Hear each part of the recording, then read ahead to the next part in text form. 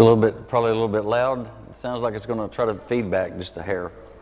Well, good evening, everyone. It's time to begin our class. The bell just sounded. Have several announcements and updates.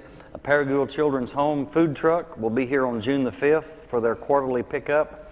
The following items are most needed at this time: breakfast bars, individual fruit cups, salad dressing, trail mix, large black trash bags, coffee, and coffee creamers. See Joe Ellis if you have any questions. The summertime kickoff will be Wednesday, June the 7th. The kickoff will begin with a bounce house fun at 5:30, followed by a hot dog dinner and ice cream at 6, and then a combined devotional at 7 in the activity center. And last Sunday was our official kickoff for the Children's Home's 2023 Change for Children campaign. If you were unable to pick up your coin bank last Sunday, please pick up one before leaving tonight. You may turn in your field banks to the church office or to one of the elders or Joe Ellis or Mark Goodsell anytime between now and September the 17th. And last year's cans are still good too. If you haven't had a chance to bring that one, you can still bring it and they'll still take it. And so that's all good. John Ross requests prayers for his oldest son Dwight, who's been diagnosed with lung cancer. He did have surgery to remove the tumor. I think it was last Thursday, and he's doing pretty good and home from the hospital. Okay, that's what I was thinking. Jamie Thornton's father, Philip Colvin, had a heart attack Monday and underwent surgery Tuesday morning. Let's keep him in our prayers. And also Zach Douglas's father had his heart surgery today at St. Vincent, and he came through the surgery okay, and he's almost weaned off of the vent, or as of a couple hours ago he was, so he seems to be doing well. And for any other news and upcoming events, you can log into the member area on the church website and also use the QR code that's posted around the building and see updates on that, I think. So let's have a word of prayer, and then we'll begin our study of Genesis 46 tonight. Dear God, we thank you for loving us and blessing us, and we pray that you'll be with us in our study tonight as we honor your name by our assembly together to think about you and to communicate with you and to feed on your holy spiritual word that guides our lives and lives in our hearts. And Father, we just pray that we'll be strong in the Lord and in the power of his might, and that our study together of these ancient texts tonight will inform us of things that are important in our lives today and even in our understanding of the New Testament. And we ask all this in Jesus' name. Amen. Okay, last week we were in the narrative of Jacob and Joseph was in Egypt, remember, and he was second only to Pharaoh. And then there's this severe famine in all the land, and Joseph's brothers come down to buy grain because the famine has reached them, and Joseph recognizes them and he starts the testing to see about their character, and he puts their money back in their sacks and tests how they're going to deal with all this, and wants to know if his dad is still alive, if Jacob's still alive, and how his younger brothers are doing. So anyway, in all of that, the famine continues severe, and finally in chapter 46 we have Joseph inviting Jacob to come down to Egypt, and he's going to end up letting them live there and feed them and do all that. And in these things, these ancient texts of Genesis, we find a lot of connection to the New Testament. We've mentioned this a couple of times, this phrase in John 8 and verse 56, when Jesus said, "Abraham saw my day and was glad."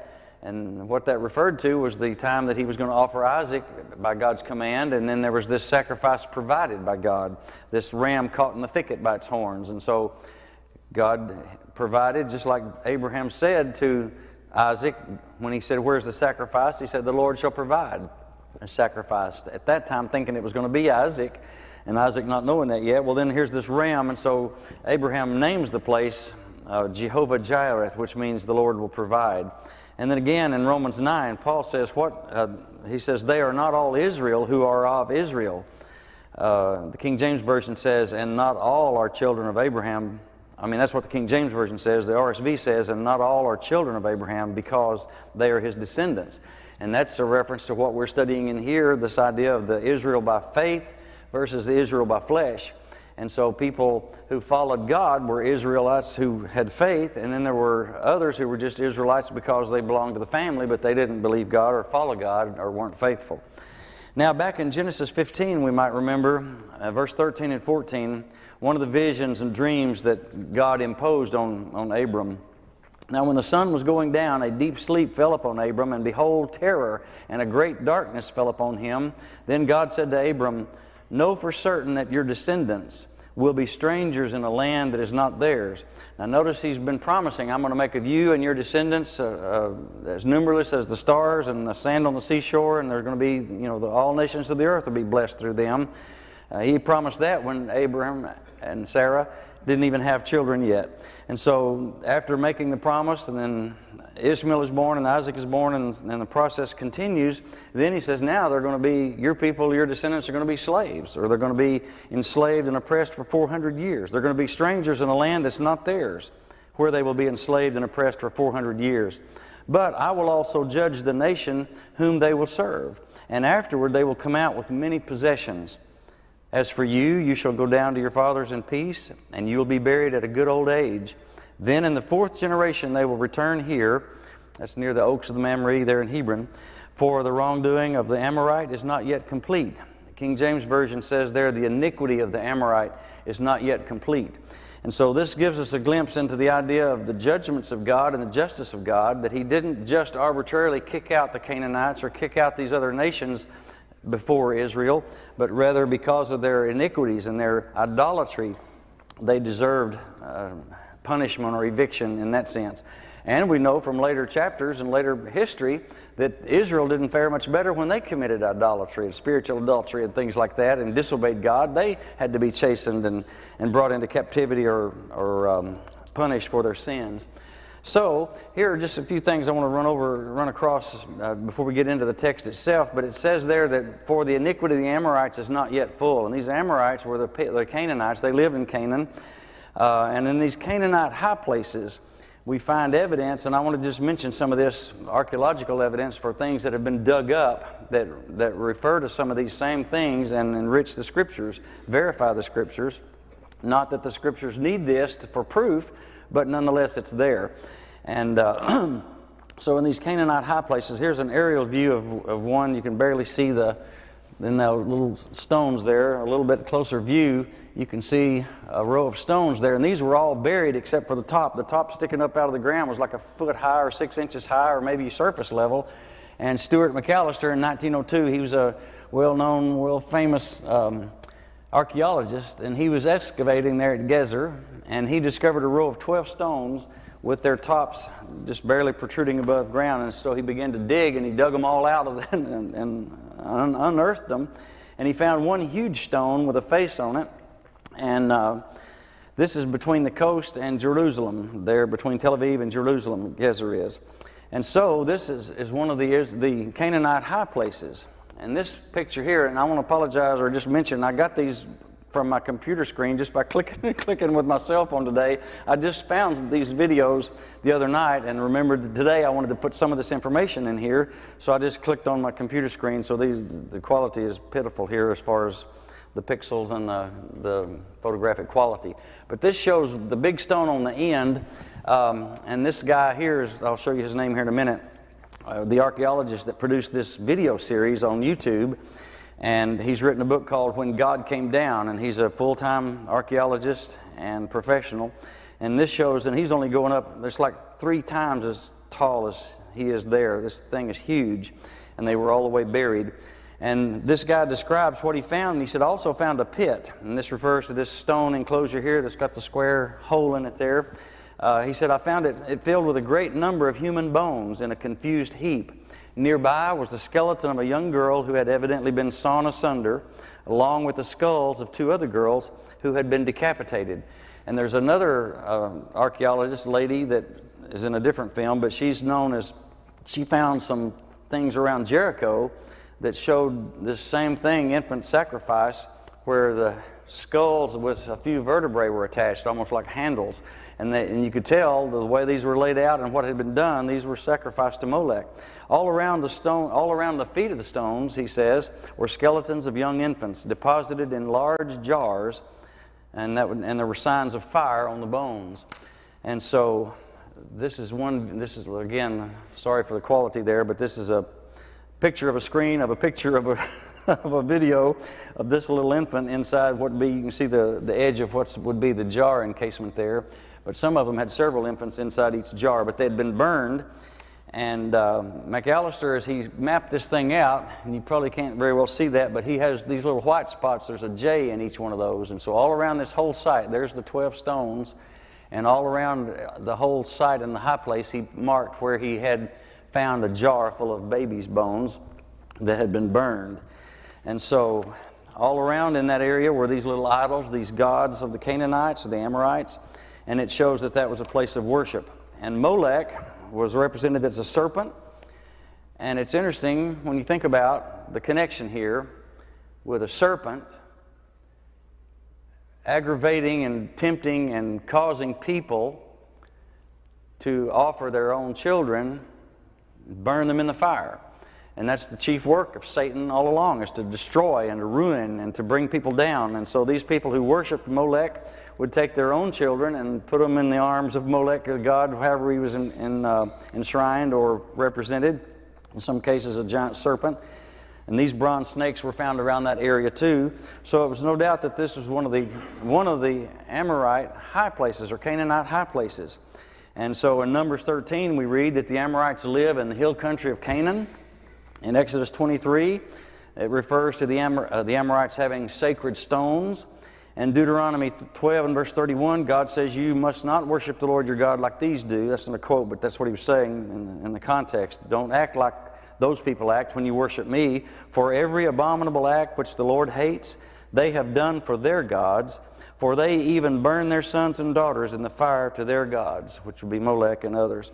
And Leviticus 18 says, "Do not give any of your children to Molech." And then Leviticus 20 says, "Any Israelite who sacrifices their son and daughter to Molech, the penalty for that is death." And so there is evidence in the ground dug up showing that these kinds of things took place in that area, in the hill country, around in the high country or the high places of the Canaanites. But we don't hear much about that in archaeology, and one reason is because even though back in 1902 in those days when some of this was fresh and new, everybody basically believed the same thing and would use the scriptures to interpret what this evidence was. But then the state gets a hold of this, and the state archaeologists look at the same evidence, and they just remove the part about the Canaanites being so evil. It's not politically correct to have those people killing babies and burning them. And so now, when they interpret it, I'll see you there, Melba, I'll get you a second. When they interpret it, let's see, did I have my little, right there, wait a minute. Right there, that red arrow is pointing to a little thing, which is a sign, a placard that says what this site is all about. And there's what the thing says. Before I read that, let me see what Melba was saying. What did you have in?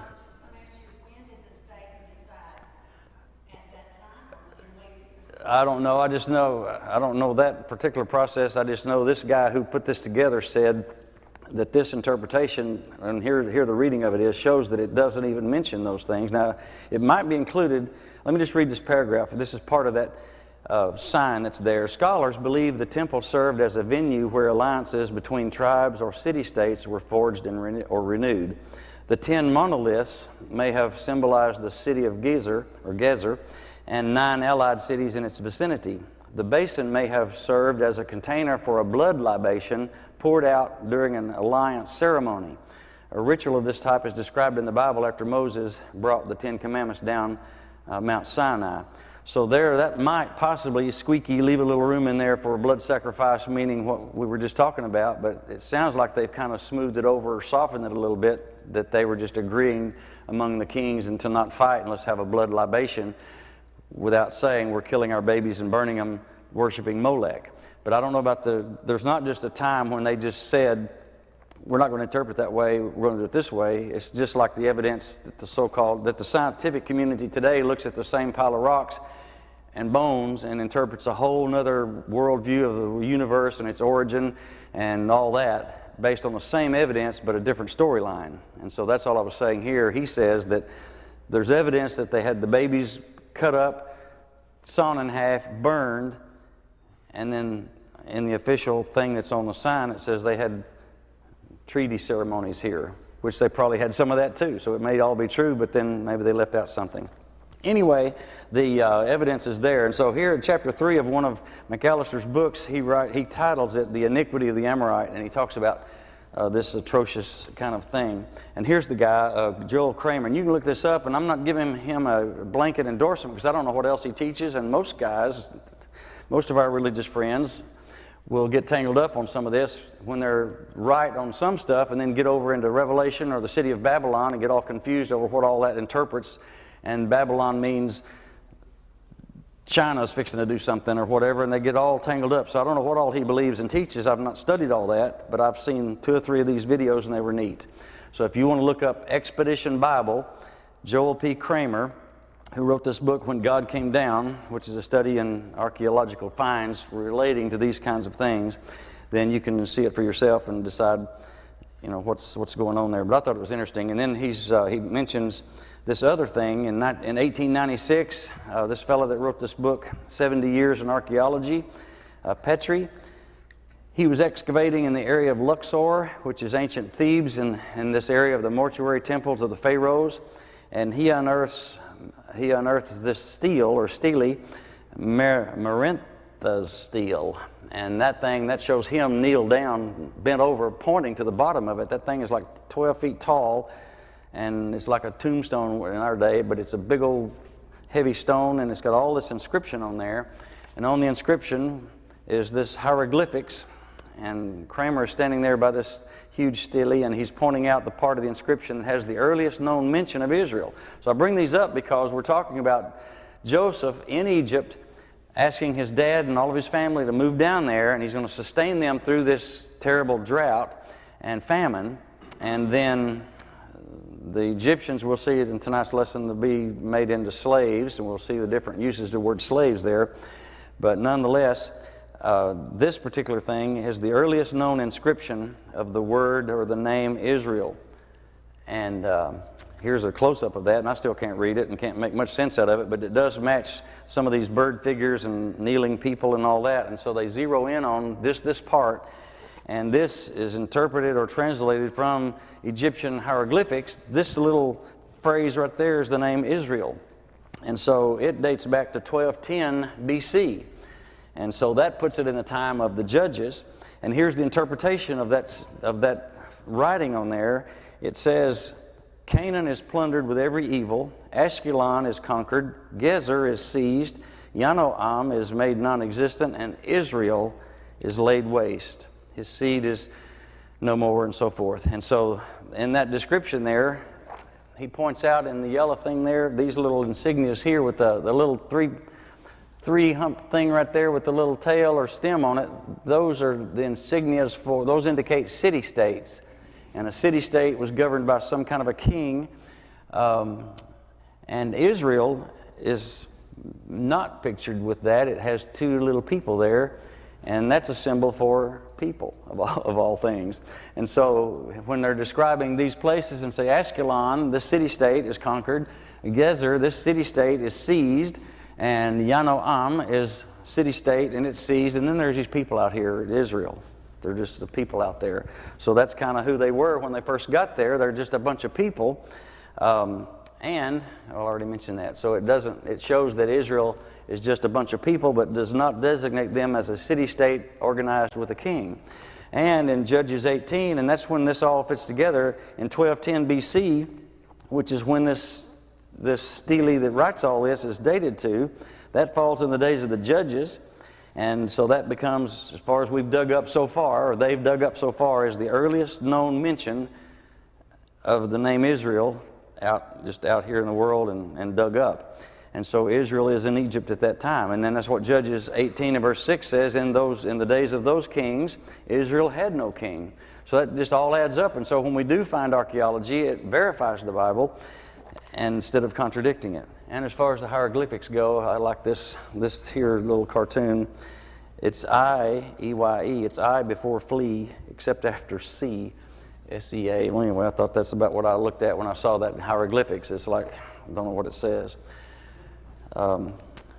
So, God had told Abram in chapter 15 that his people would be slaves in a land that's not theirs, but they would come out after 400 years, that the iniquity of the Amorite would be so, just like with Sodom and Gomorrah, remember, their sins had gone up so much before God, their cry was great, and God went down with angels, sent them down there to check this out, and then he destroyed the place with fire and brimstone. And so here are these Amorites doing all these burning babies and offering them as sacrifices to Molech and all, and it finally reached a point that God says, okay, you're out. No more patience with you. And so there, this stele of Merimptha puts them about 1210 BC, lists them in Egypt. And so in chapter 46, Joseph invites his family to come down because of the severe famine. Now, when he comes down there, he has three important meetings. And the first one is Jacob meets with God at Beersheba. So Israel set out with all that he had and came to Beersheba and offered sacrifices to the God of his father Isaac.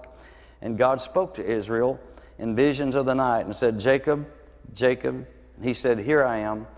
Then he said, I am God, the God of your father. Do not be afraid to go down to Egypt. Now back one time with Abraham, God said, don't go down to Egypt. He warned him away from there. Don't go in there. And we see Egypt later on figuring into a bunch of the prophets where God says, don't go down to Egypt. Don't do it. Here he says, go down there and don't be afraid. For I will make you a great nation there. So I'm keeping my promise. I told you I was going to make you a great nation. I told Abraham, and this is all happening, so I'm going to make you a great nation down there in Egypt. I will go down with you to Egypt, and I will also assuredly bring you up again. And Joseph will close your eyes. Then Jacob left Beersheba, and the sons of Israel carried their father Jacob and their little ones and their wives and their wagons, in the wagons that Pharaoh had sent to carry him. They also took their livestock and their possessions, which they had acquired in the land of Canaan, and came to Egypt. And Jacob and all his descendants with him, his sons, his grandsons with him, his daughters, his granddaughters, and all his descendants he brought with him to Egypt. Now this is a far cry from him sitting there earlier saying, Joseph is not, and Simeon is not. All these things are against me. And it was all mistaken. In his mind, though, he didn't think that Joseph was even still alive. Now he travels some 20 miles down to Beersheba to visit the altars of Abraham and Isaac. And then God says, go on down into Egypt. And the promise was channeled then through Jacob, not through Joseph. And we'll see that, and I'm going to try to put together, if it's visible on the small screen here, the lineage and the family tree of these descendants. But anyway, the blessing goes through Judah eventually, and then eventually, on down through till the time of Christ. So this is more than a study of just food and famine and family. It's actually the providence of God working. But it's interesting now, he's going to make of them a great nation, but they're going to be enslaved, and he's going to bring them out again with great possessions, and then the story's going to unfold as this bloodline finally brings Christ into the world. So what we have here with Jacob is seeking God first, walking by faith, and when God calls on him, he says, here I am. And so it's interesting too, this number 70, it seems to be, Henry Morris said, the number 70 seems to have been associated in a peculiar way with the nation of Israel ever since the time when 70 apparently became the founders of the nation. And so here's just a quick rundown of some of these expressions. There were 70 nations there listed in Genesis 10 in the table of nations. There were 70 elders mentioned in Numbers 11. 70 years of captivity in Babylon were the punishment of Judah in 2 Chronicles 36. 70 weeks were determined for Israel in which to finish the transgression of Daniel 9:24. 70 translators produced the Septuagint. 70 men composed the Sanhedrin. 70 witnesses of his kingdom were sent out by Christ. Remember the 2 by 2? And then the days of our years, the Bible says, are 70. So here in Genesis 46, this big section is listing 70 who become the patriarch, who become the ones who established the nation there in Egypt eventually. So after meeting with God in that dream and vision and hearing the promise made, I'll make you a great nation down there and don't be afraid to go, then Jacob meets with Joseph, verse 29 and 30. And Joseph prepared his chariot and went up to Goshen to meet his father Israel. As soon as he appeared to him, Joseph threw himself on his neck and wept on his neck a long time. Then Israel said to Joseph, now let me die, since I have seen your face, that you're still alive. And I could just see this old man and his reunion with his son and how things are totally different than what he thought they would be. And he finally just says, I've hung up my fishing gear and I don't go hunting anymore. My four-wheeler won't even run and I don't need a new truck anymore. So I'll tell you what, and I see everybody's in place and here's all these grandkids and I thought you were dead. Man, this feels so good. I think I could just die right now and just die in peace. And everything's just good. He didn't realize that he'd live another 17 years. I mean, he wasn't asking for death. He was just saying, I think I could die in peace. But he does live another 17 years, we'll see here in a second. And then the third meeting is that Jacob and Joseph then meet with Pharaoh. This is chapter 47. Then Joseph went in and told Pharaoh and said, my father and my brothers and their flocks and their herds and all that they have come out of the land of Canaan. And behold, they are in the land of Goshen. And he took 5 men from among his brothers and presented them to Pharaoh. Then Pharaoh said to his brothers, what's your occupation? So they said to Pharaoh, your servants are shepherds, both we and our fathers. They also said to Pharaoh, we have come to reside in the land, for there is no pasture for your servants' flocks. For the famine is severe in the land of Canaan. Now therefore, please let your servants live in the land of Goshen. Then Pharaoh said to Joseph, your father and your brothers have come to you. The land of Egypt is at your disposal. Set your father and your brothers in the best of the land. Let them live in the land of Goshen. And if you know any capable men among them, then put them in charge of my livestock. Then Joseph brought his father Jacob and presented them to Pharaoh, and Jacob blessed Pharaoh. And Pharaoh said to Jacob, how many years have you lived? Now this is really, I put this in highlights. I didn't put it in highlights. I put it in capital letters, bold letters. How many years have you lived? And Jacob said, he says, the years of my living are 130.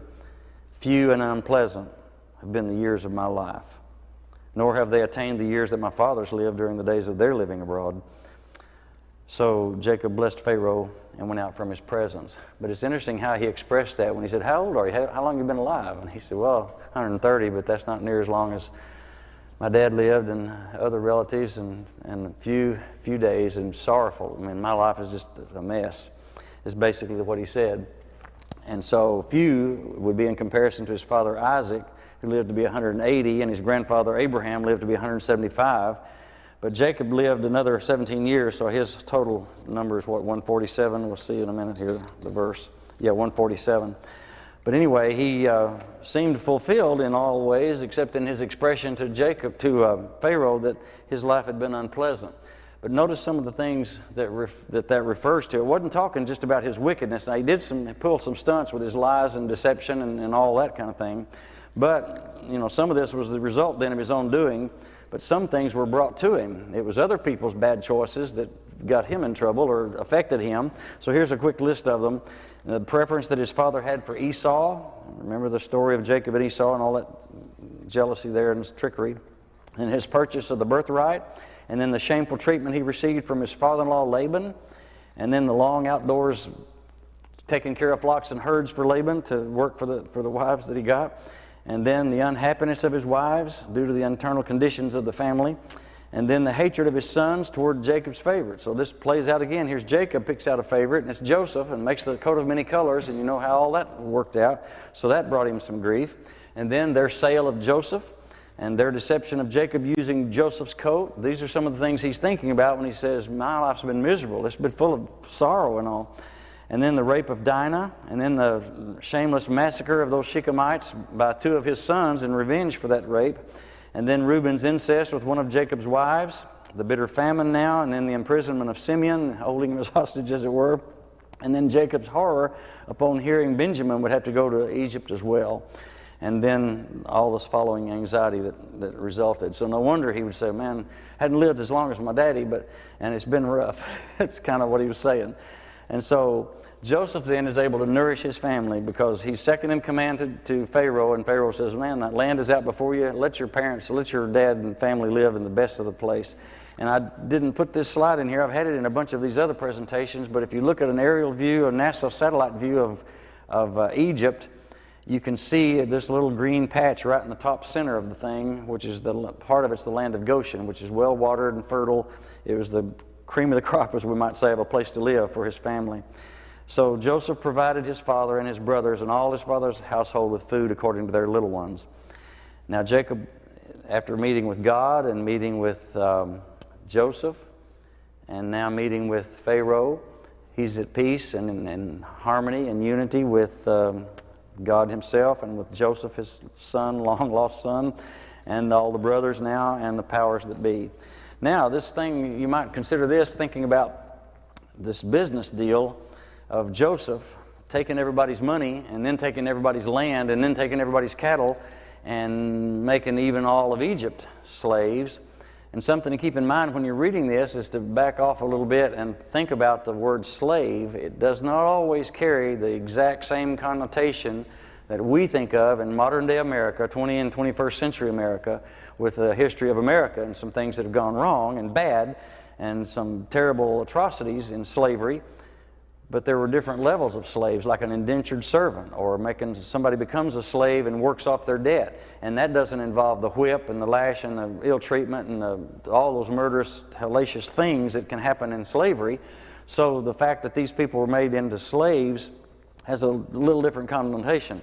In fact, and before I run out of time here, the last thing I was going to mention tonight before we get to chapter 49 and 50 is Exodus 1, verse 1, 2, and 3 tells us what the problem is.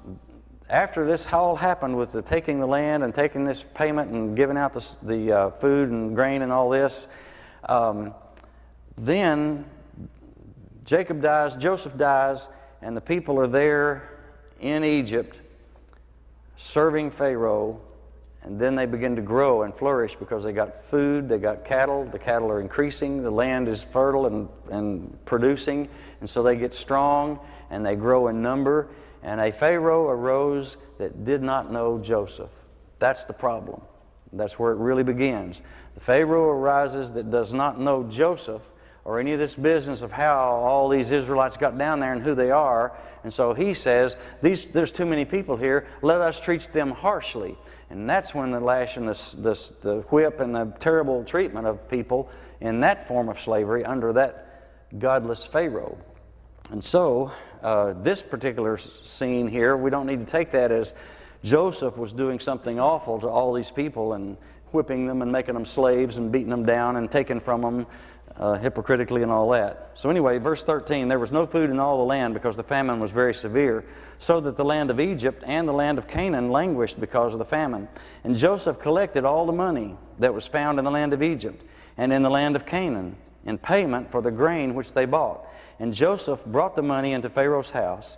When the money was all spent in the land of Egypt and in the land of Canaan, all the Egyptians came to Joseph, saying, "Give us food, for why should we die in your presence? For our money is gone." And so Joseph said, "Give up your livestock, and I will give you food for your livestock, since your money is gone." So they brought their livestock to Joseph, and Joseph gave them food in exchange for the horses and the flocks and the herds and the donkeys, and he fed them with food in exchange for all their livestock that year. But when that year ended, they came to him the next year and said to him, "We will not hide from my lord the fact that our money is all spent, and the livestock are my lord's. There's nothing left for my lord except our bodies," literally carcasses. There's nothing left except our bodies and our lands. "Why should we die before your eyes, both we and the land? Buy us and our land for food, and we and our land will be slaves to Pharaoh. So give us seed so that we may live and not die, and that the land may not be desolate." So pause just for a second there. What he was doing was not locking them up in prison or making them homeless people on all the streets of all the cities around Egypt, but rather he said he's allowing them to stay on their land. It's now Pharaoh's land. Use the cattle and work with the cattle and keep the flocks that are now belongs to Pharaoh, but they're still working the land, and that's why they ask for seed. Give us seed. And so they work the land and have these cattle, but they just don't belong to them. And so we work out arrangements similar to that today. And there's even a thing about, what do you call it, reverse mortgage, where you sell your house to somebody and hope it all works out. But anyway, you stay in the same house and live there, but it belongs to someone else, kind of like a rent place. Anyway, Joseph said, "Behold, I have purchased you and your land," verse 23, "for Pharaoh. Now here is seed for you, and you may sow the land. At the harvest you shall give a fifth to Pharaoh, and 4/5 shall be your own for seed, for the field, and for food, and for those of your households, and as food for your little ones." So they said, you've saved our lives. And see, this again, this doesn't fit the pattern of somebody beating a nation down or a people down and making them slaves and in servitude and harsh treatment and all that. And they say, yay, we feel great. You've saved our lives. We're going into slavery. No, it's a whole different setup. It's not... it's called slavery and it is servitude, but it's not the same as we see there that the Israelites get under this new Pharaoh. So they said, you've saved our lives. Let us find favor in the sight of my Lord, and we'll be Pharaoh's slaves.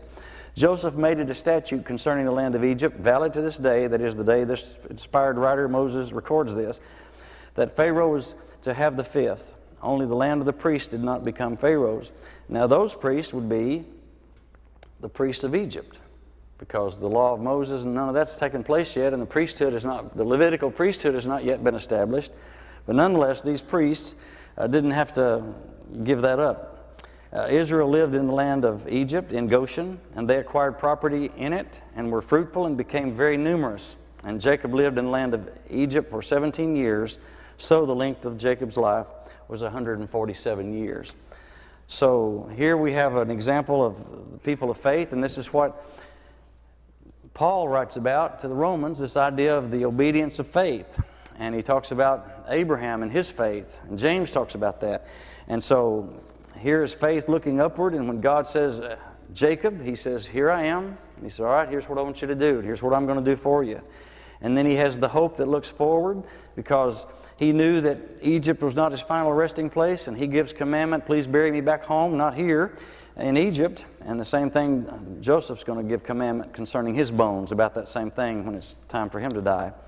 And so, in verse 29 and through 31, when the time for Israel to die drew near, he called his son Joseph and said to him, please, if I have found favor in your sight, place your hand under my thigh now and deal with me in kindness and faithfulness. Please do not bury me in Egypt, but when I lie down with my fathers, you shall carry me out of Egypt and bury me in their burial place. And he said, I will do as you have said. And he said, swear to me. So he swore to him. Then Israel bowed in worship at the head of the bed. I know some of you, maybe all of you, have been at the bedside of your parent, or both of them, as they pass away. But here's this scene of intensity. And he says, I want you to promise me. Put your hand under my thigh and swear to me. And then after he says, I'll do it, Dad, I promise, I'll do it. And then Dad worships at the head of the bed, bows himself at the head of the bed and worships God. And so this is faith looking upward and hope looking forward, and then love looking outward, because we saw there Jacob blessing Pharaoh. And maybe that's something else. Jacob pronounces a blessing or blesses Pharaoh, and everything is going well under this Pharaoh, and he's given Joseph all this power and command, and so everything is good, and the family's living in Goshen, and everything's working, the cattle are reproducing, crops and herds and flocks and everything. And so I think there's a result there partly from Jacob blessing Pharaoh. But also Pharaoh had already blessed him. He had already said, you can live wherever you want to, Joseph, you name it, we'll fix them up. And so he was already a good guy in that sense. And so then Jacob then blesses Joseph and adopts his sons, and he blesses them. And we'll start that next week in chapter 48. And next week will be the last class, so we'll do chapter 48, 49, and 50, which is the blessing of all the sons of Jacob, and the death of Joseph, and so forth, and the end of the book in chapter 50. But as I already mentioned, this land policy, I wonder if Joseph liked the idea of what Pharaoh wanted him to do with all this land and all the taxation and all that. Evidently, he thought of it himself. It doesn't say Pharaoh told him to, that he had to, but he did all this for Pharaoh. But he was taking care of business, and in the circumstance they were in, that's another flashback to me. These people were desperate, and when you're desperate, you will make agreements or do things that you might not otherwise do. And so here is Jacob, who thought, wait a minute, who was so hungry he said, give me that red pottage? Esau said that to Jacob, and then Jacob tricked him out of his birthright. Give me your birthright and I'll give you this. So that in that desperation, he was saying, well, I'm so hungry, I'll do it. Okay, take the birthright, just give me some beans. It's like, we sometimes think I get so desperate over something that I'll just about do anything. Maybe we're thinking of hunger or something else. and or I want that vehicle, or I want that house, or I want that thing so bad that I'll even pay extra for interest, or I'll go into a bad business deal because I want this. I'll just do it. And so here these people are starving, and they're like, we got to do something, and we're just all going to die. And so we got to do something. And back in the famine when, where's the 2 Kings? I'm trying to think now, where at the siege of Samaria, and the lepers were outside the gate. Anyway, the people were so desperate under the siege and under the famine and all that they were actually committing cannibalism, which does not justify it, but people were literally out of their minds, starving and freaked out, so they'd do something they shouldn't do. Well, anyway, they said, buy us then, and save the land and save all this, and we'll work for you.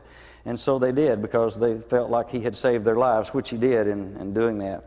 But the problem was not his dealing with them in that way. In fact, it was a pretty shrewd thing to say, well, you know, you get what you pay for, and you pay us, and we'll give you some food. Yes? Question, when they were going to store up or get ready During the years of plenty? Mm-hmm. they were to take a fifth part. Yeah. Okay, so that's not something they usually did. Mm-hmm. So did they just take it or did they buy it from the people? When Joseph took the fifth part during the years of plenty? Yeah.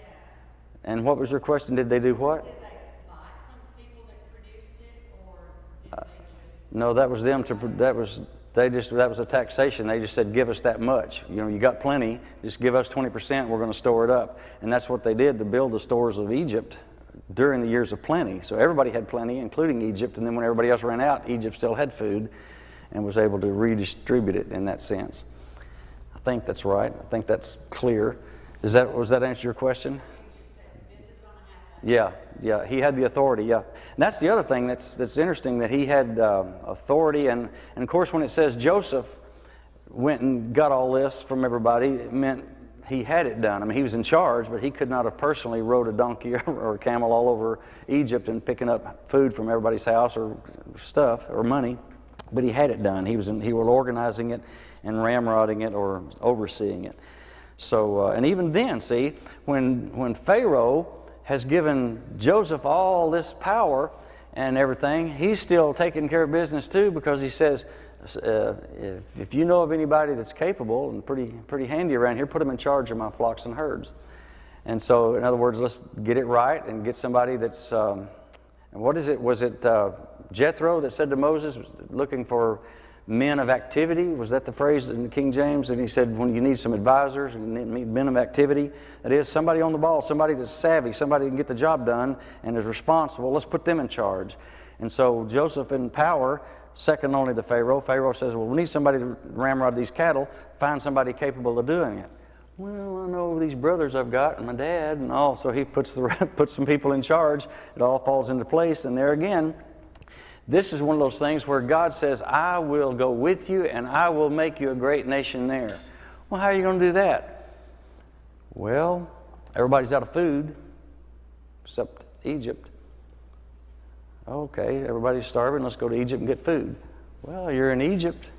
Let's make you a great nation now. So somehow the providence of God seems to always be at work, even behind the scenes. As we say, God moves in a mysterious way, His wonders to perform. And so he said, I'll make you a great nation, but he didn't spell out exactly how, and it all worked out. Even under duress, things could be a blessing. Yes, Rebecca.